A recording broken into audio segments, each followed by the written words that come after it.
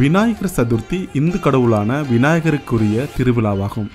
இது ஆண்டுதோறும் ஆவணி மாதத்தில் வளர்பிறையில் வரும் சதுர்த்தி நாளில் கொண்டாடப்பட்டு வருகிறது.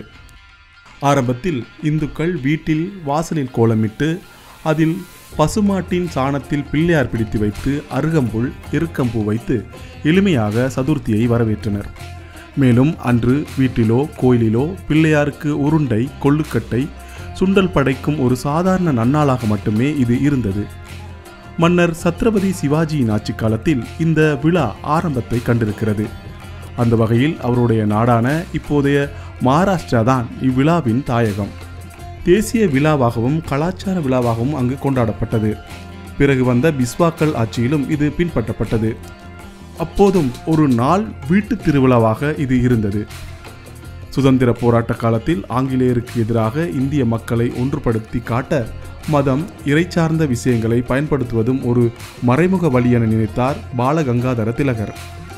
இதனால் சதுர்த்தி அன்று நாடு முழுவதும் மக்களை ஊர்வலம் நடத்த சொல்லி அதை பார்க்கும் ஆங்கிலேயரை பிரமிக்க வைத்தார்.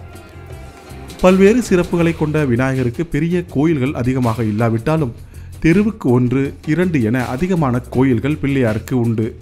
சதுர்த்தி நாளில் நிரந்தரமான கோயில்களை தவிர தற்காலிகமான சிலைகள் படங்களை ஒரு தெருவுக்குள்ளே பல இடங்களில் என அதிகம் வைத்து வழிபடுகின்றனர். இந்த நாட்களில் கோயிலுக்கு செல்லாமலே காணும் இடமெல்லாம் விநாயகர் சிலைகள் காட்சி தந்து அருள் புரிகிறது.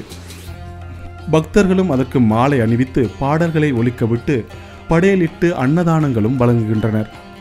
3 நாட்களுக்கோ அல்லது 7 நாட்களுக்கோ இந்த திருவிழா கொண்டாட்டம் தொடர்கிறது. அதன் பிறகு சிலைகள் சேகரிக்கப்பட்டு ஆன்மீக பெரியவர்களாலும் இளைஞர்களாலும் ஊர்வலமாக எடுத்துச் செல்லப்பட்டு கடலில் கரைக்கப்படுகிறது.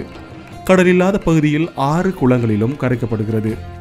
ஊர்வலம் செல்வதில் பொதுமக்களுக்கு இடையூறு ஏற்படுவது, மாற்று மதத்தினர் வசிக்கும் பகுதியில் செல்லும் போது சில இடங்களில் தேவையில்லாத பிரச்சனைகள் ஏற்படுவது குறையாக சொல்லப்பட்டது.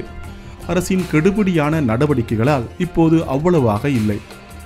கடலிலும் நீர்நிலைகளிலும் பிள்ளையாரை கரைப்பதிலும் சுற்றுச்சூழல் மாசு ஏற்படுகிறது என்று ஆய்வுகள் கூறுகின்றன.